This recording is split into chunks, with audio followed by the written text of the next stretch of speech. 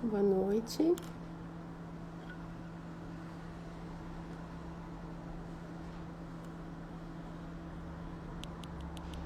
Boa noite, pessoal.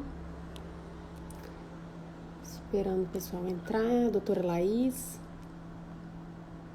A gente vai começar a nossa live sobre tosse. Deixa eu colocando o título aqui.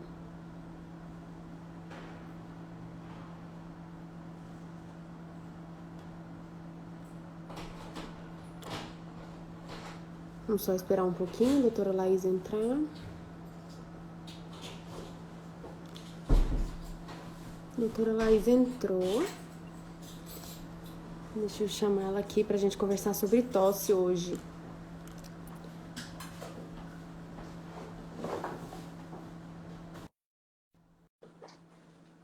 Já tá entrando a doutora Laís, pessoal. A Silvia. Oi, Silvia. Oi, doutora Laís, tudo bem? Oi, tudo bem? Boa noite. Boa noite. Vou me apresentar aqui rapidinho para você se apresentar. Oi, Lian, doutora Lian, que fez a live comigo sobre vacinas, foi maravilhosa, minha amiga querida.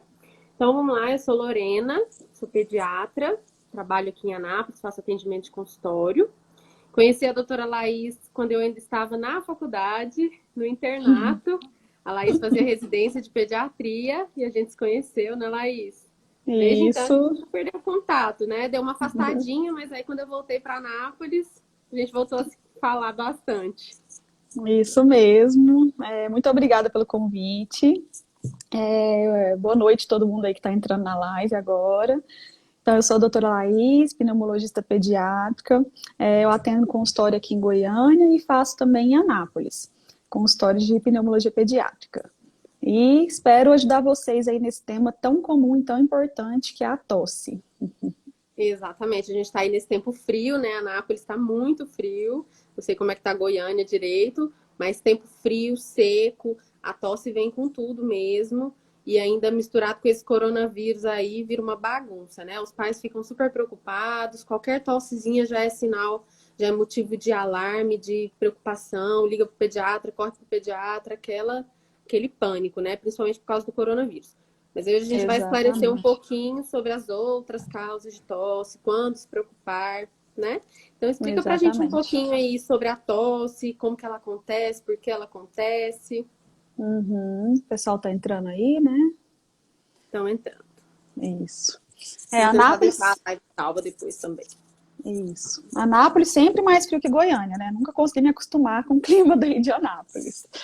Mas vamos lá. Então, para vocês entenderem um pouquinho tudo que a gente vai conversar na live, eu vou explicar para vocês o que que é a tosse, qual que é a função da tosse no nosso organismo.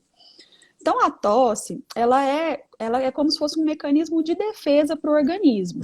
Ela evita com que partículas alergênicas, irritativas, entrem no pulmão. Então, a tosse, ela é como se fosse um mecanismo protetor.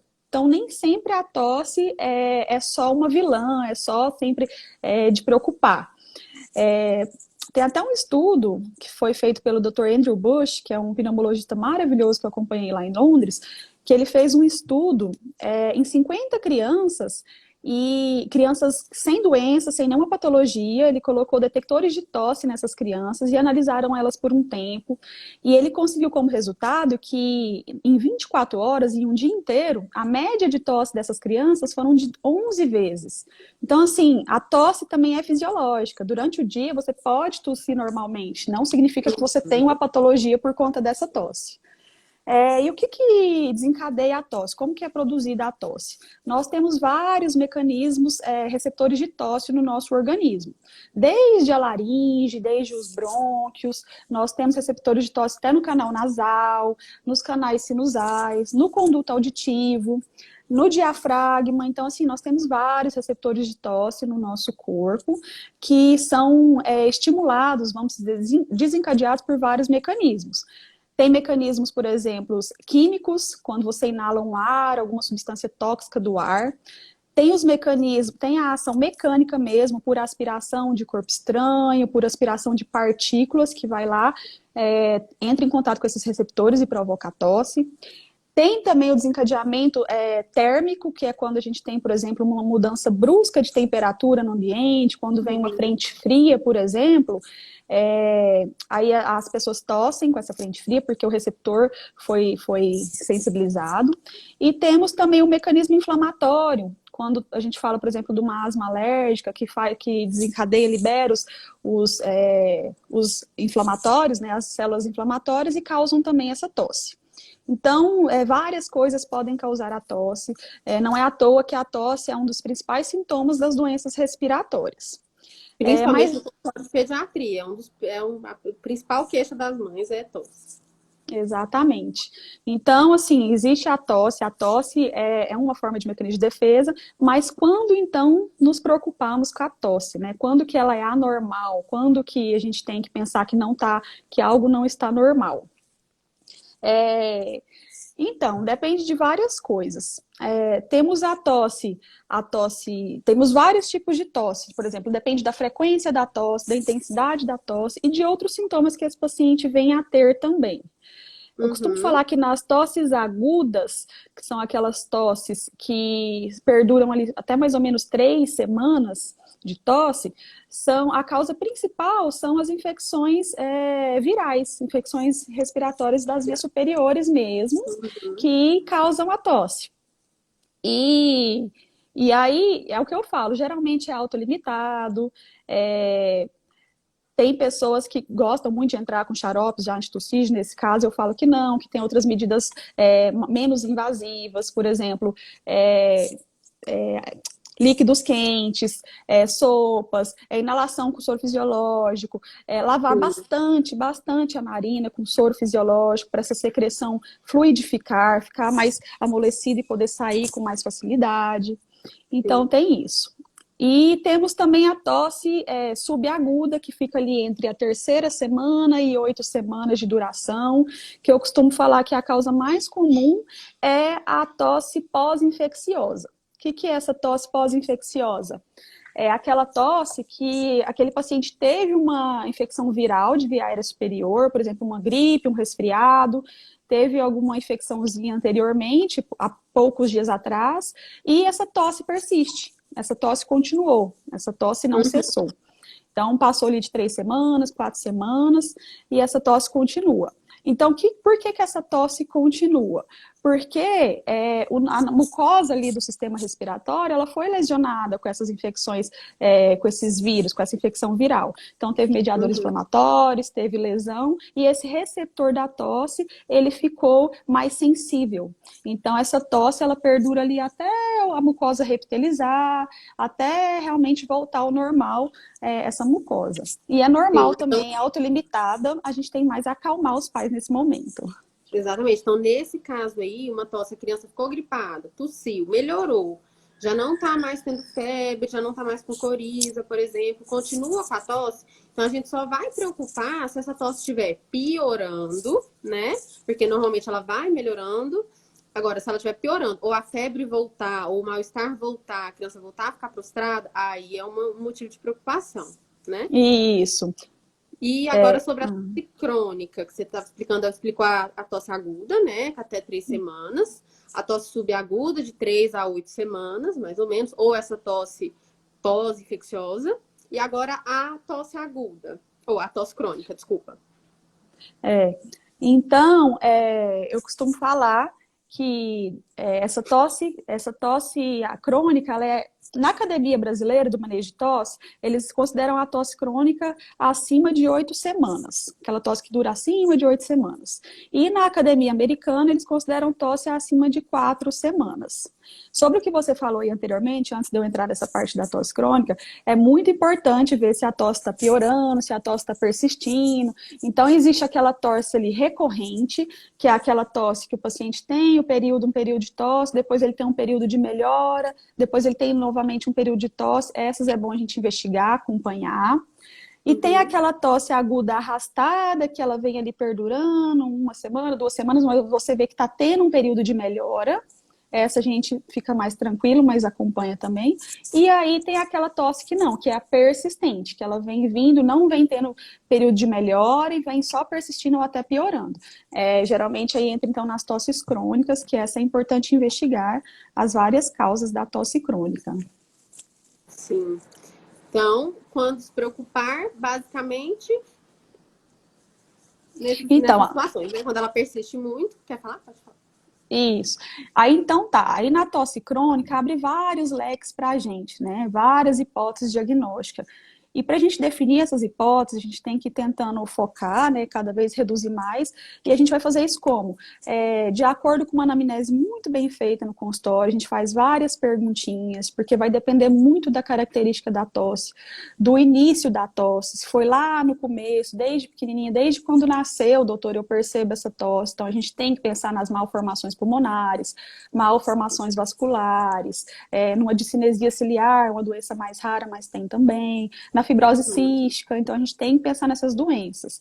Tem aquela tosse, por exemplo, que foi de um início súbito, em criança geralmente ali em período de 2, 3 aninhos, teve um engasgo, ou geralmente estava comendo alguma coisa, a gente pensa numa aspiração de corpo estranho, então a gente tem que investigar essa parte também. Naquela tosse seca, que está prolongada, e tem outros sinais, como, por exemplo, sibilância, dermatite atópica, né, uma criança alérgica, com rinite, com os pais alérgicos também, a gente pensa na asma, né, pensa no bebê chiador provável asmático.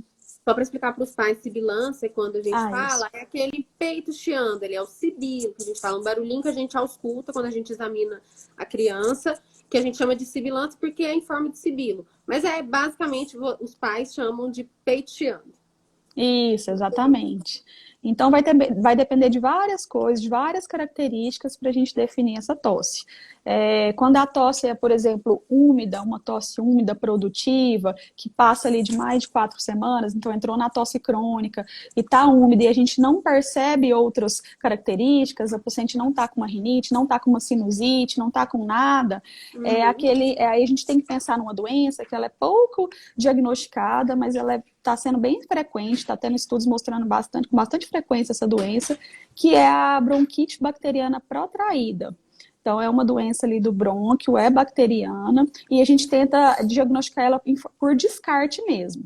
Nos consensos anteriores, eles indicavam fazer lavado broncoalveolar para ver se achava o micro-organismo, né, para definir ela. Mas agora, como é muito invasivo, né, um exame assim difícil de conseguir, eles já indicam a gente fazer o tratamento quando a gente pensa nessa bronquite, descartou várias outras coisas, eles já indicam a gente fazer o tratamento com antibiótico, né, de 2 a 4 semanas e observar a resposta desses pacientes.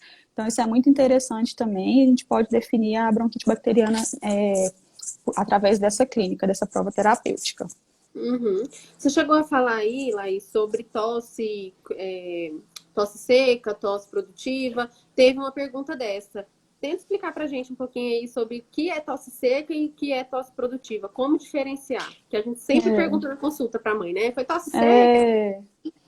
Às vezes a mãe até fala do consultório, não, é uma tosse produtiva. Nossa, doutora, tá bem carregada. Aí a criança tosse lá na nossa frente, a gente vê que é tosse seca, né? Exatamente. É bem difícil mesmo, é complicado. A tosse produtiva é aquela tosse mais carregada, mais úmida, parecendo que o paciente está realmente com catarro ali na garganta na hora que ele tosse. A tosse seca é aquela tosse assim, que você vê que não tem nada. Quando você põe, por exemplo, a mão no peitinho do paciente, que está ali vibrando, que você vê carregado, a gente pensa na tosse produtiva, na tosse úmida. A tosse seca é aquela que você vê que é de irritativa, né, mesmo, que parece uma tosse alérgica. Exatamente. Depois eu coloco o som para vocês lá no Stories, que eu acho que é mais fácil de definir. Então, assim, a tosse, só repetindo, né? A tosse produtiva, ela tem um estralo, parece, sabe? Ela é meio molhada. A tosse seca é uma tosse seca, Isso. né? Se explicar. É um cough mesmo, sem muita coisa. Exatamente. Difícil explicar, mas depois você coloca lá esse áudiozinho, então. Então... Aí, inclusive, uma pergunta... pode falar. Não, pode falar, depois eu falo o restante da parte da tosse crônica. Tá, porque tem uma pergunta relacionada com essa outra, de diferenciar a tosse seca e tosse produtiva, que é, a tosse produtiva, ela tá sempre relacionada com infecção bacteriana? Então, No início, por exemplo, de uma infecção respiratória viral, um resfriado, uma gripe, a mãe geralmente já apavora no começo, já procura a gente logo no início, né? Ah, teve um pico febril, febre baixa, tá com todos os sintomas, coriza, obstrução. Geralmente, nesse início, a secreção pode estar um pouco mais espessada, mais avarelada mesmo, por falta da higiene nasal, por falta do soro, por falta das medidas que a gente indica nessa tosse aguda, nessa tosse de resfriado. Só frisando as medidas. Bastante soro nasal, bastante ingestão de líquido. Nas crianças maiores de 2 anos de idade, o mel também é indicado, ele é como se fosse um anti-inflamatório natural.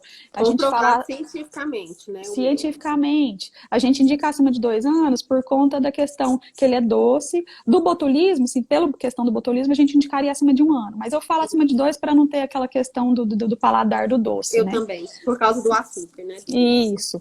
Mas, assim, também um anti-inflamatório natural. Uma nebulização que quiser fazer, melhorar todo o ambiente, fazer aquela higiene ambiental. Então, todos esses fatores ajudam na tosse. Geralmente, o pai chega pra gente, o pai e a mãe, sem fazer essas medidas. E a secreção realmente vai estar mais espessada, engrossada. Quando a paciente... Principalmente nas questões alérgicas, né? Quando a família é toda alérgica, Isso. eu já vou direto nas perguntas de higiene ambiental. Usa vassoura? Se usa, eu já peço para cortar na hora. Eu falo, nem dou, porque senão se você doar, você vai estar fazendo mal para outra pessoa. Sai fora a Exatamente. vassoura, só pano úmido, água direto no chão. Cuidado com o tapete no quarto para não acumular poeira, bicho de pelúcia, cortina. Eu falo assim, olha, no quarto do bebê, se a família é muito atópica, se a família é muito alérgica, eu falo, no quarto do bebê só pode ter coisas que possam ser limpadas com álcool. O resto, Exatamente. não. E é muito complicada. Na população brasileira, a gente sabe que a maioria dessas pessoas atópicas, as crianças, tem uma certa sensibilização ao ácaro. E o ácaro está onde? Está em todo lugar, né? Está em todo ambiente. Por mais que você limpe, você vai ter o ácaro. Você, ai, não, mas está tudo fechado, limpei, continua tendo ácaro. Então, é isso mesmo. É incansavelmente a higiene ambiental, a higiene nasal e tentar melhorar todas essas coisas. Um fator também que eu gosto de bater na tecla, tudo em relação a tudo de doença respiratória, eu gosto sempre de estar falando em todas as lives que eu acho que faz sentido, é a questão da fumaça de cigarro, né? O paciente que tem contato ali com essa fumaça de cigarro, ele é um fumante passivo. Eu fiz um vídeo há um tempo atrás explicando todos os malefícios do fumante passivo, que às vezes até superam aquele próprio fumante ativo. O próprio pai que fuma Exatamente. está Também fazendo mais postei essa mal para a semana criança. sobre o sono seguro, que um dos passos para o sono seguro é a questão de cessar o tabagismo passivo, que é muito. Exatamente. Então, isso aí também prejudica muito na melhora, por exemplo, até da infecção viral mesmo na criança não alérgica, né? Uhum. Então, tem tudo isso. E aí, o que a gente estava falando, que eu até me perdi aqui. Você falou que você queria voltar para explicar a tosse crônica. Você quer voltar primeiro ou posso seguir nas perguntas? Não, então aí só mais algumas coisas a se pensar na tosse crônica, que eu acho que é um assunto assim que os pais ficam bem curiosos. O que pode ser? O que pode ser? Então depende muito disso, da característica, do início da tosse, por exemplo, uma tosse também que é aquela tosse com guincho expiratória, a criança vomita após essa tosse, é uma tosse incessante, a gente pensa também na pertussis, né, que é na coqueluche. Uma criança também que está, por exemplo, com uma tosse seca e com um sibilo discreto ali, mas não tem nenhum fator de alergia. A gente tem que pensar nas bactérias atípicas, por exemplo, o micoplasma, pensar na clamídia, pensar na Moretella catarrhalis, que é uma das principais, que perdura ali com tosse crônica, inclusive. Então, é importante também a gente pensar em todas essas causas, né? Ótimo. Então você acabou de responder a próxima pergunta, que era, em quais doenças pensar em caso de tosse crônica? É que a gente já vinha respondendo isso, né? E Exato. outra coisa também, então, é em relação então como é que eu vou investigar isso? Eu peço milhões de exames, eu peço tudo, eu peço tomografia, raio-x, espirometria e Nossa, tudo é uma ótima mais? pergunta, porque toda tosse os pais às vezes querem raio-x, né? E nem sempre é necessário. Exatamente. Na verdade, E quase nunca é necessário, né? Pelo quase menos nunca no é início, necessário. não. Isso, exatamente. Como na tosse aguda, por exemplo, que eu falei que é mais infecções virais, que é autolimitada, o que é autolimitada? Ela vai sarar sozinha, ou só com essas medidas que a gente falou ali anteriormente. não precisa de um raio-x, é só um acompanhamento. Se o pai e a mãe estão muito preocupados, marque um encaixe, um retorno para ver com maior frequência, para a gente ver se não evoluiu para nada, assim, para nenhuma complicação. Então, é interessante o acompanhamento e não logo já exames invasivos. Quando você... outra coisa interessante também, que é muito importante frisar, que sim, uma infecção respiratória viral, em alguns casos, ela pode complicar para uma infecção secundária bacteriana. Sim. Mas o que acontece? Até chegar nessa complicação, o paciente tem todo um curso, né? Ele tem o início da doença, tem a febre, tem a infecção viral respiratória, e aí, caso não melhore, ele evolui para essa infecção bacteriana, com a febre alta, prostração. Muitos Sim, a gente pais... vai acompanhando de perto, a gente vê que não está melhorando, né? A gente percebe que isso. O que eu escuto muito? Muitos pais vão logo no início dos sintomas, vão lá no consultório, né? Meu filho tá assim assado, o médico olha e, não, ó, é um resfriado, você vai fazer isso, isso e isso, as medidas sintomáticas e tá tudo bem. Aí, dali a pouco, o paciente não melhorou, ele volta daqui 2 semanas, vai em outro médico, por exemplo, vem na gente, no pneumo, olha, não melhorou e o meu filho tá assim, assim, assado. Aí a gente vai e pede um raio-x, por exemplo. Em tosse que perdure por mais de 10 dias, eu costumo investigar melhor, ou pelo menos acompanhar de perto. Aí vamos supor que eu fiz um diagnóstico de uma pneumonia, de uma complicação. Aí os pais não entendem, eles pensam que o primeiro médico errou no diagnóstico, foi ruim, mas não é, gente, é porque tem essa evolução natural mesmo. A complicação, ela vem depois, ela não é vista ali logo no início. Até eu mesmo, que seguro muito questão de antibiótico, questão de já entrar com tudo, e depois, daqui 2 semanas eu entrei, mas doutora, por que você já não entrou logo lá nos primeiros dias? Porque eu também. Era só infecção viral, não era uma infecção bacteriana, não tinha tido nenhuma complicação da tosse, né, no início. Então, isso é importante deixar bem frisado, né? Exatamente. Por isso que a gente sempre pede. Começou uma tosse, começou um sintoma gripal, uma coriza, uma febrezinha baixa, tenta manter em casa nos primeiros dias. Claro, se a criança apresentar algum sinal de gravidade, estiver prostradinha no momento que não estiver com a febre, porque febre deixa a criança mais prostrada, então o ideal é avaliar depois que passa a febre, né? Dá a medicação, espera passar e avalia. A criança começou a brincar, ficou mais alegrinha, show de bola, dá para esperar uns dias em casa. Continuou prostrado, mesmo sem febre, aí sim é um sinal de alarme. Daí levar pro pediatra avaliar. Mas nos primeiros dias, tentar manter em casa, lavar muito o nariz com soro. Quem não viu a live sobre lavagem nasal que eu fiz com a doutora Juliana, foi ótimo. Tá no meu feed. Fazer bastante aerosol, eu brinco, eu falo eu brinco e falo sério, porque na verdade é verdade, né? Que o melhor expectorante, os pais adoram, inclusive é uma pergunta, adoram xarope para tosse, que na verdade são os mucolíticos, expectorantes. O melhor expectorante da face da terra é aerosol com soro fisiológico. Né? Lavagem nasal, aerosol, fluidificar essa secreção com líquidos. O melhor líquido, soro fisiológico. Então, faça isso da forma que seja mais fácil para você, que você tenha acesso. Só em relação a um pouquinho mais dos exames, na tosse crônica, então, o paciente está com a tosse, está com mais de 4 semanas com tosse. Geralmente, os exames iniciais que a gente pede para começar uma investigação inicial é o raio-x, pensando ali que a gente pode ver uma malformação pulmonar naquele raio-x, né? Um coração, uma cardiomegalia, para pensar em outras alternativas diagnósticas, e uma espirometria se o paciente tem idade para fazer, né? Que através da espirometria também a gente vê doenças obstrutivas, doenças restritivas, várias coisas. Fora isso, para a gente aprofundar mais, por exemplo, tomografia, angiorressonância, aí vai depender do que você está pensando.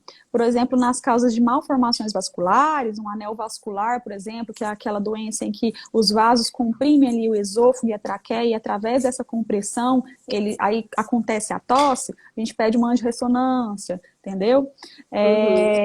Então, tem a fibrose cística, tem a bronquiolite obliterante, que aí sim a gente pode ver através da tomografia, né? A bronquiectasia, que é bem assim, é um caso complicado, de manejo complicado, a gente pede uma tomografia.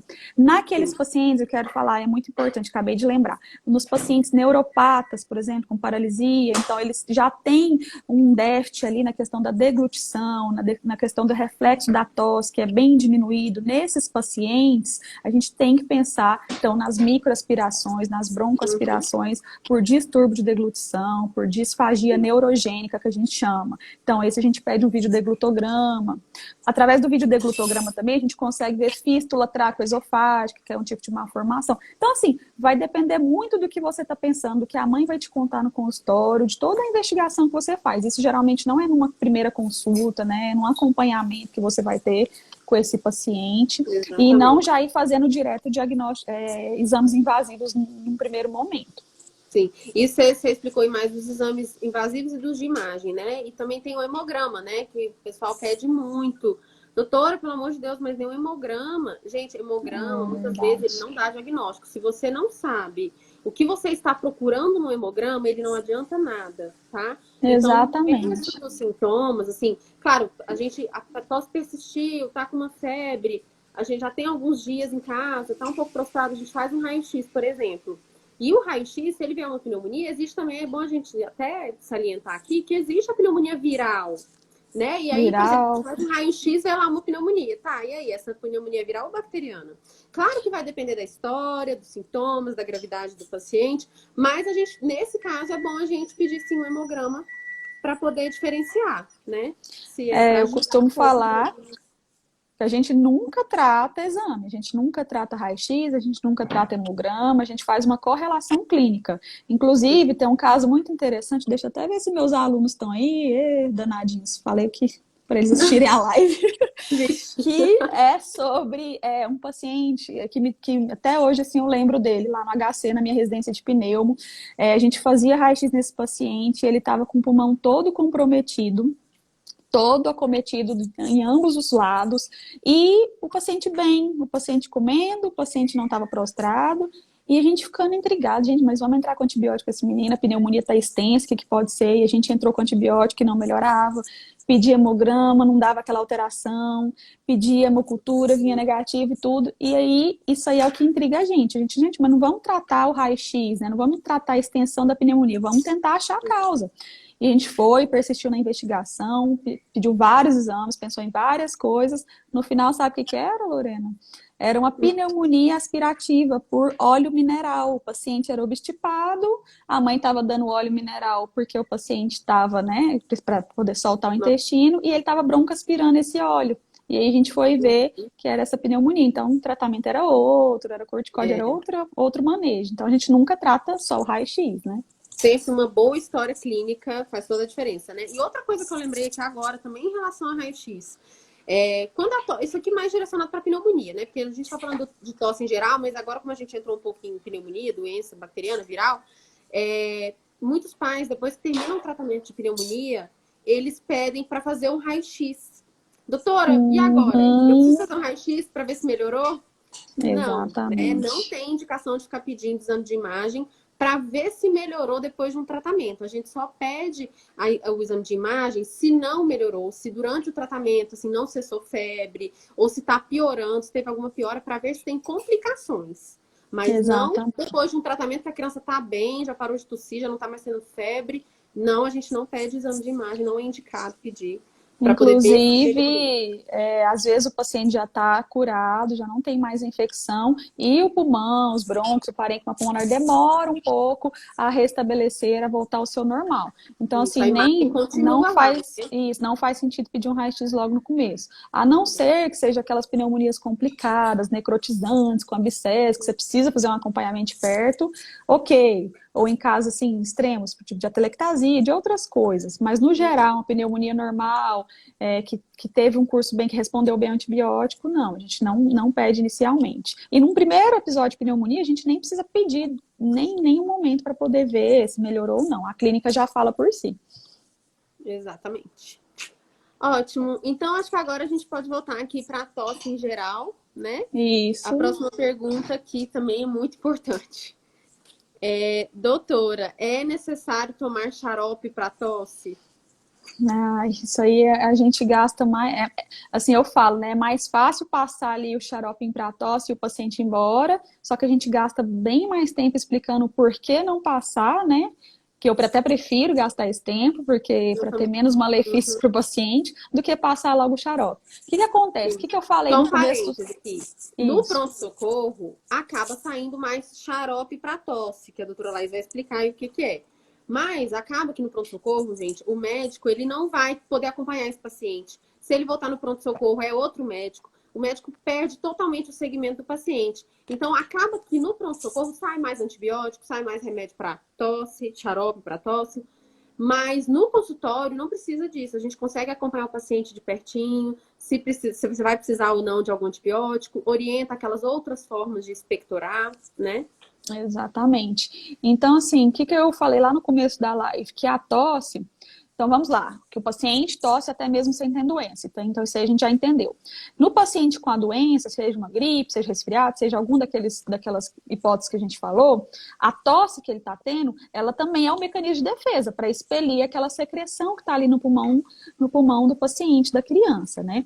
Então, se você entra, por exemplo, com antitussígeno, ele vai cessar a tosse, ele vai parar o mecanismo de tosse. O que vai acontecer? Vai impactar aquela secreção ali, aquela secreção vai ficar mais espessa. Eu costumo falar para os pacientes leigamente, assim, para entender, que o catarro ele é como se fosse a comida da bactéria. Então, onde vai ter catarro, a bactéria é mais fácil dela entrar. Então, aqui no nariz, nas cavidades sinusais, no pulmão, em tudo. Então, a gente tem que expelir isso. Então, eu oriento que não tem que usar xarope para tosse. Nem antitussígeno, nem mucolítico. Tem uns xaropes que tem, por exemplo, codeína, que não é legal, que é a sede da criança, que tem outros efeitos colaterais. Então, o melhor é o que a gente falou mesmo, que é o quê? Por exemplo, o mel nas crianças maiorzinhas de 2 anos, a higiene nasal, a lavagem nasal intensa, a nebulização, a higiene ambiental, tudo aquilo que a gente já falou. Ótimo. Então, pessoal, por favor, tirem essa mania, esqueçam essa mania de xarope para tosse, tá? Tem outros efeitos colaterais, pode ser muito pior para criança. Outro xaropinho que o pessoal entra muito com tudo, né? O tal do corticoide. Ah, não, tava tossindo, a tosse não parou, vou entrar com prelone. Pessoal, pode até melhora mesmo a tosse, dependendo. Melhora. Só que ele causa tantos efeitos colaterais, efeito rebote. Assim, ele não é de ficar usando de qualquer forma, ele tem que ser prescrito pelo médico, porque é só em situações específicas forte que ele dá uma diminuída no sistema imunológico da criança, ele suprime ali. Então, às vezes ela estava com infecção viral, você dá esse xarope de corticoide, ele vai estar susceptível ali a pegar uma complicação muito pior.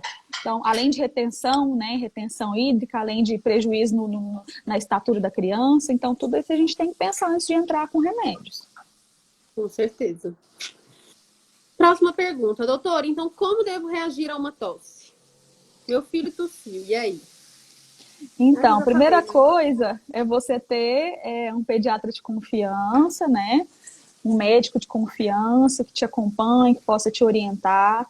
E importante você levar aqui da live, que é o que a gente falou lá no começo, os sinais de uma pior, os sinais de alerta para uma tosse que não está normal. Então, eu costumo falar, tosse, por exemplo, uma infecção viral, gripe, um resfriado. A tosse dura ali mais ou menos até 7 a 10 dias no máximo. Crianças maiores, adolescentes, até 5, 7 dias.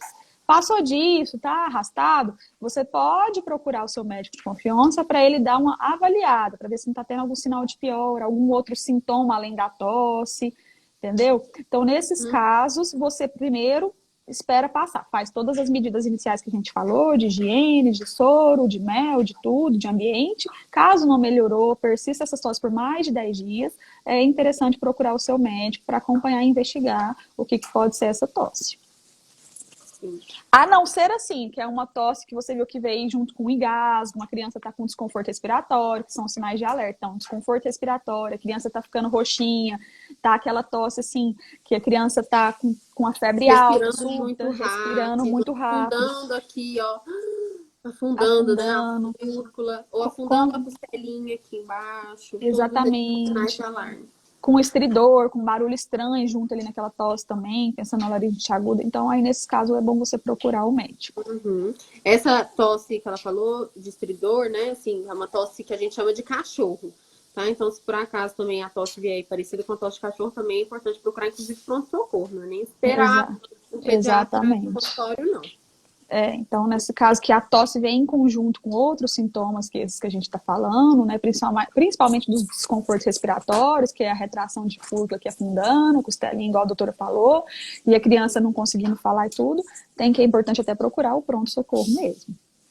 Sim. Vamos lá. Próxima perguntinha aqui. Minha bebê tosse após todas as mamadas. É normal? Então, nesse ponto aí, a gente tem que pensar em várias coisas. Primeiro, eu pergunto se tá mamando peito ou se tá mamando mamadeira. Segundo, exatamente, por causa do fluxo, né? Assim, é importante os pais entenderem que o fluxo do peito é diferente do fluxo da mamadeira, né? E que nos dois o fluxo pode estar muito intenso, só que no peito o bebê consegue controlar um pouco melhor esse fluxo com a própria língua. Na mamadeira ele já não consegue controlar tanto assim. E mesmo no peito que ele consegue controlar, se essa mama, se o seio materno estiver muito cheio, o fluxo pode vir de uma vez, o bebê engasga ali e ele acaba tossindo. Então a tosse às vezes é mais por um mecanismo de engasgo mesmo. exatamente. Às vezes, então, a tosse, a gente tem que pensar no mecanismo de engasgo, perguntar se essa tosse também, se ele tem a regurgitação, o vômito junto e que saia pelo nariz. Quando geralmente os vômitos, as regurgitações vêm daquele jeito que sai até pelo nariz, a gente pensa em uma disfagia ali, ou técnicas inadequadas de alimentação, que é isso que a gente está falando, mamadeira, mamar deitado, mamar sonolento também, isso é uma coisa que eu bato na tecla, eu falo para os pais que não é legal dar mamadeira para criança sonolenta, porque provoca microaspiração, o reflexo de tosse dessas crianças estão diminuídos, né, durante o sono ali, então não é legal. Mãe que corta o bico da mamadeira para poder o fluxo sair mais rápido, então tudo isso influencia. Então, no primeiro momento, a gente pensaria aí num engasgo, num distúrbio ali, numa microaspiração por esse líquido do leite mesmo.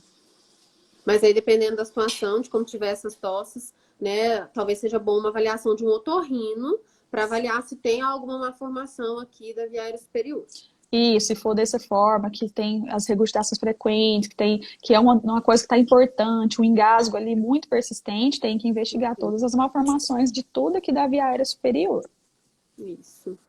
Bem importante. Próxima pergunta. O que dar ao bebê para aliviar tosse seca com coriza? Aquilo que a gente falou, né? O bebê tem que ser avaliado, né? Assim, não tem como a gente falar que idade tem essa criança, tem tosse recorrente ou não, tá com algum outro sintoma, tem febre, tá cansadinho ou não, tem mais alguém doente em casa. Primeiro a gente tem que alguém é definir... alérgico em casa, pai e mãe já é alérgico ou não. Exatamente, a tosse seca ali com coriza pode ser desde um resfriado comum, como uma tosse alérgica, e é onde a gente vai para as perguntinhas, perguntar toda se a família é alérgica, os sinais do paciente, se ele tem sibilância junto, a frequência dessa tosse, e se é aguda ou se é crônica, né, que a gente falou que é onde vai para as causas agudas e para as causas crônicas, então vai depender muito. Mas, a princípio, o que você faz agora de imediato, sem ter ido no médico, sem saber o que é a lavagem nasal, bastante para desobstruir essa via aérea da criança, né, devido à coriza aí. E bastante hidratação, dá bastante líquido, né, dependendo da idade, que eu também não sei, porque se for amamentação exclusiva não precisa do líquido, mas aí o soro, o aerosol com soro fisiológico ajuda bem, e a lavagem nasal logo em seguida. Exatamente. Aí, uma outra pergunta. Sinal de tosse, tossiu, tem que correr pro pediatra? Isso a gente também já respondeu. Já respondeu. E como diferenciar... isso também já foi. Como diferenciar tosse seca da produtiva? Já foi. Isso aí a gente já falou, né? Uma outra perguntinha aqui pra cima, inclusive de uma amiga minha, Isadora. Deixa eu ver aqui. Foi uma primeira perguntinha. Deixa eu ver se eu acho. Aqui. Minha neném tosse todos os dias. Voltei? Apareceu um negócio aqui. Travou pra mim. Voltou. Minha neném tosse todos os dias, mas aparenta ser por brincadeira. Quando devo me preocupar? Nunca teve sintomas de gripe. Aí é onde eu falo naquela tosse mesmo fisiológica, aquela tosse dela, ou a tosse por brincadeira mesmo, naquela criancinha que está começando a entender o que são as coisas, né, de meses para fazer graça, para aparecer, tem isso também. E que é a tosse não explicada, né, a tosse idiopática, que depois que já investigou tudo, assim, claro que se não tem nenhum outro sintoma, na verdade nem precisa investigar assim. Exatamente. Até a mãe percebe que é por brincadeira, porque é por brincadeira. Exatamente. Né? Porque ela tá se descobrindo, ela tá descobrindo que quando ela tosse faz um barulho, dá uma coceirinha na garganta, então pode ser que seja por brincadeira sim. Isso, nas crianças pequenas, né? Ou você está vendo que é para chamar atenção, que é uma tosse por brincadeira. Se você vê que não é, que tem alguma outra alteração, aí investiga e tudo mais. Mas uma coisa que eu lembrei aqui, falando disso, da criança tossir por brincadeira, é nas crianças maiores, né? Nós geralmente em adolescentes ou criancinhas acima de 7 anos, que tem a tosse por tique também, a tosse por hábito, Uhum, a tosse psicogênica, vamos supor assim, anteriormente falando, definia como tosse uhum. psicogênica, hoje em dia fala mais tosse do tique ou tosse do hábito, que é aquela criança que a gente investigou tudo, que viu que não tem nada, que está tudo, que não tem outros sintomas, que já fez vários exames, está tudo normal, e a gente define que é uma tosse de hábito mesmo, como se fosse um tique, quando a criança tem, por exemplo, de piscar o olho, ou de algum outro trejeito, tem a tosse por tique também. E uma das características para pensar nela também é quando você tenta distrair a criança, mostrar uma outra coisa, a criança está distraída com outra coisa, ela não tosse. Durante a noite, também dormindo, ela não tosse, diferente de uma tosse por asma, diferente de uma tosse por rinite, que tem aquele gotejamento pós-nasal que a criança vai tossir à noite, por exemplo, ou levantar. Essa não, você vê que ela tosse só quando está realmente falando naquele assunto, quando está muito focado na questão da tosse. É difícil o diagnóstico de uma tosse de tique, de uma tosse por hábito. Tanto para os pais aceitarem que é isso, quanto para a gente também falar que é o diagnóstico por tosse por hábito. A gente tem que dar uma investigada primeiro, antes de ter essa, assim, a gente pode investigar as outras coisas, né? Eu peguei no pronto dias uma criança com, parecendo não era uma tosse, era um pigarro. Ela tirava um pigarro, assim, sabe? Fazia o tempo todo. Parecia muito tique, porque era muito próximo do outro, sabe? Às vezes até existe pigarro, tem, assim, às vezes não, existe pigarro, existe a tosse irritativa ali, mas ela não é tão seguida assim, ela não é tão frequente, sabe?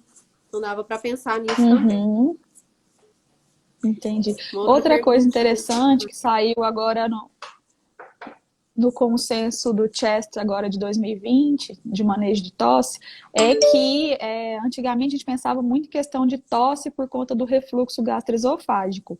Nas crianças, principalmente crianças menores, vários estudos mostraram que a tosse, só a tosse mesmo, única, sem outros sinais de refluxo, ela é muito raro, os estudos mostraram que são raros ter essa tosse relacionada ao refluxo. Então, para pensar no refluxo, a tosse por refluxo, a criança tem que ter outros sinais, tem que ter regurgitação, tem que ter o vômito, tem que ter irritabilidade, a perda de peso, assim, alguns dos outros sinais que falam de refluxo. Então, no consenso agora desse ano também não indica fazer o tratamento empírico para refluxo por conta dessa tosse nas crianças menores, diferente dos adultos, que é bem comum a tosse por refluxo, né?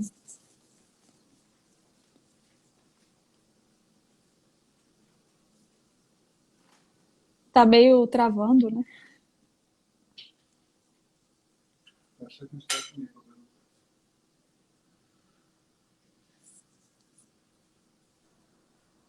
Melhorou?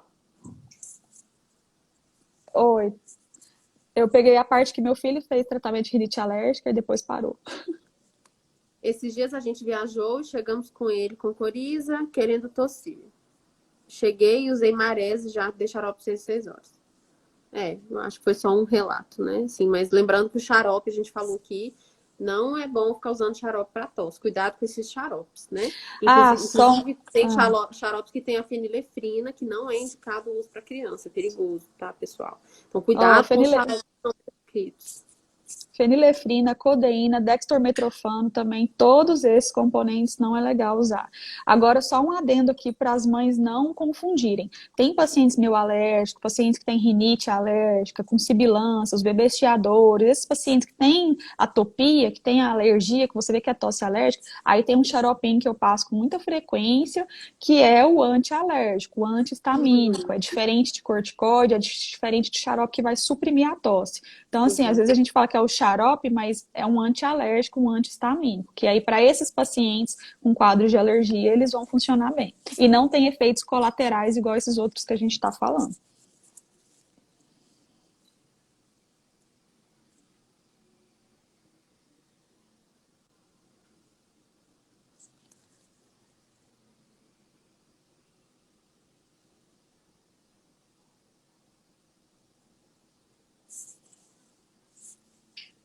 Exatamente. Ele é um Tá bem assim falhando, tá bem atrasado para mim. Tá falhando bastante a live. Não sei se é eu ou se é você. Será que é eu?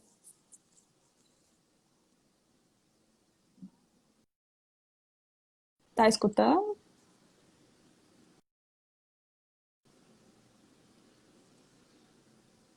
Será que é a sua internet ou a minha? É a minha. Melhorou. Tá. Então, eu não sei se você ouviu minha resposta aí da desloratadina, você ouviu? Entendi.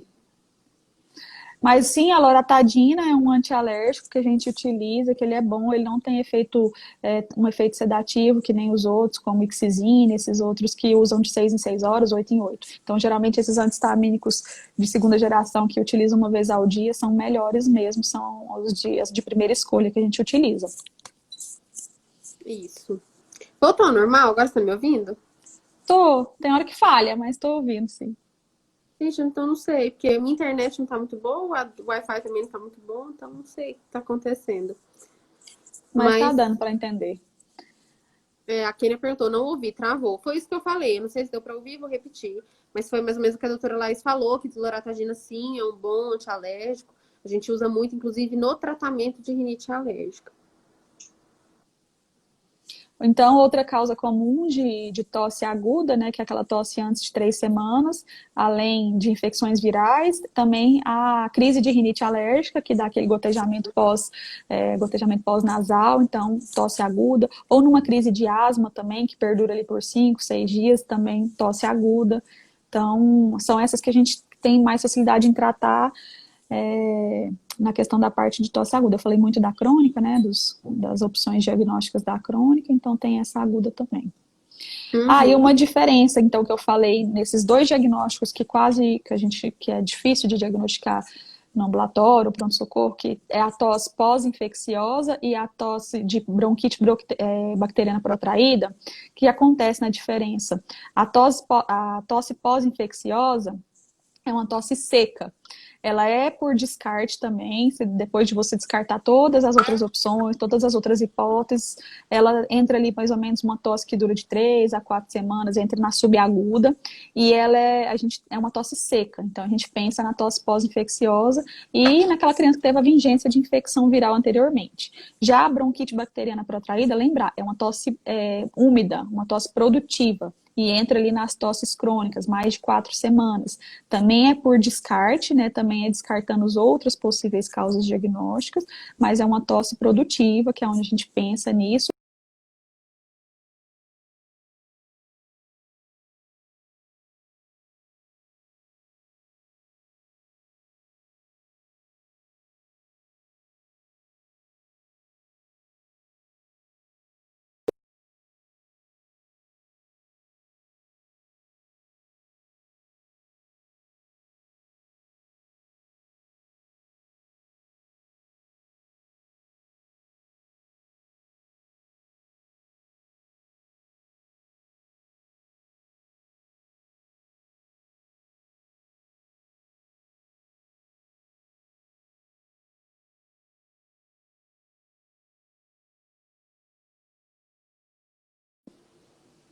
Oi, tá travando bastante, né?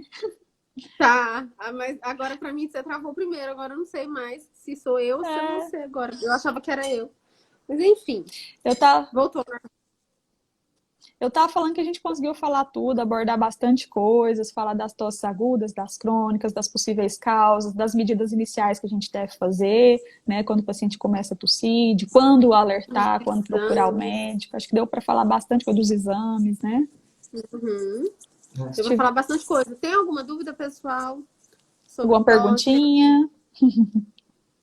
Quer falar um pouquinho da tosse agora, então, do quadro relacionado com o coronavírus, um pouco para fechar? Sim, que é aquela coisa, né? O coronavírus é o quê? É um vírus, é uma infecção viral, como milhares de vírus. Então, os sintomas meio que são parecidos com os outros vírus. Então, uma tosse seca, em conjunto com uma febre, nas crianças dando muito diarreia, dor abdominal, é, desconforto respiratório, né, nos casos um pouco mais Uhum. graves. Graças a Deus, as crianças não estão ficando nessa fase crítica, grave aí, né, da insuficiência respiratória Uhum. mesmo, da SARA. Então, não dá muito para definir, por exemplo, doutora, meu filho tem asma, começou com a crise, está com uma tosse, será que pode ser corona? É bem difícil da gente olhar e já falar, não, é corona, não, é asma, porque os sintomas são muito parecidos. Então, a gente faz o tratamento para a crise de asma, vê se a criança melhorou e pede o exame. Assim, eu acho importante fazer exame sempre que você suspeitar de corona. E quando suspeitar? Quase que na maioria das vezes, ainda mais nessa pandemia que a gente tá, como a gente fala pandemia, o paciente tá com sintoma, tá com tosse, tá com febre, é importante fazer o exame. Claro que a gente sabe que no nosso país não tá fácil, né, fazer o exame, principalmente a gente tem que pensar na questão prática, né, numa criança, por exemplo, de 4 aninhos, tá com sintoma, eu vou fazer um PCR, né, que é lá o suave nasal, é complicado. Então, às vezes a gente orienta mais a questão de ficar em casa, isolado, e orientar sobre os sinais de alerta e fazer as medidas sintomáticas, que se fosse o corona também seria medidas sintomáticas, não tem ainda nenhuma medicação que deve fazer no início, que vai tratar ou curar o coronavírus. Então, minha orientação é essa. Isso. E em relação a tratamento mesmo, paciente pediátrico, criança, positivo para Covid. Como que está sendo o tratamento? Os pais também estão perguntando isso muito, né? Porque nos Então, adultos tem alguns protocolos sendo seguidos, mas em criança ainda não tem nada muito confirmado, né? não tem muito confirmado. Eu confesso que eu não estou pegando esse acompanhamento com as crianças com Covid. Geralmente as que pioram, que têm quadros mais graves, já estão internadas. Mas nas crianças, que são a maioria, que estão testando positivo, a gente orienta a ficar em casa, isolado, e a gente vai tendo um acompanhamento clínico. E em caso de sinais de pior, a gente costuma acompanhar, como por exemplo, com a tomografia, em caso o paciente já está com desconforto respiratório, para ver se teve aquele comprometimento de parênquima ali, uma radiografia inicial, mas a tomografia é melhor, né? E acompanhando a evolução desse paciente, né? Aí quando ele chega a gravidade, a ficar grave, a ter a síndrome respiratória, que aí ele já está lá internado, aí é o protocolo mesmo específico de cada hospital. Eu estou vendo que aí está bem individualizado entre os hospitais de Goiânia, não tem uma coisa muito bem definida, mas não muda muito, assim, da questão das medidas iniciais de uma UTI mesmo para uma infecção respiratória, insuficiência respiratória aguda, não. Exatamente. Então é isso, né? Acho que, deixa eu ver se tem mais alguma dúvida, gente, sobre tosse? Acho que não, né? Então foi Acho que ótimo, foi bom, deu pra gente falar muita coisa. A gente falou rápido, mas deu tudo certo, né? Isso. Desculpem aí a internet, pessoal. Quem não conseguiu ver alguma coisinha ou outra, depois vejam, vou deixar a live salva, tá bom? Mas espero que tenham aproveitado, espero que tenham tirado todas as dúvidas e espero que tenham gostado. Então tá, muito obrigada pelo convite e até a próxima. Deixa salvo aí pra gente. Tá bom. Beijo. Até Tchau. mais.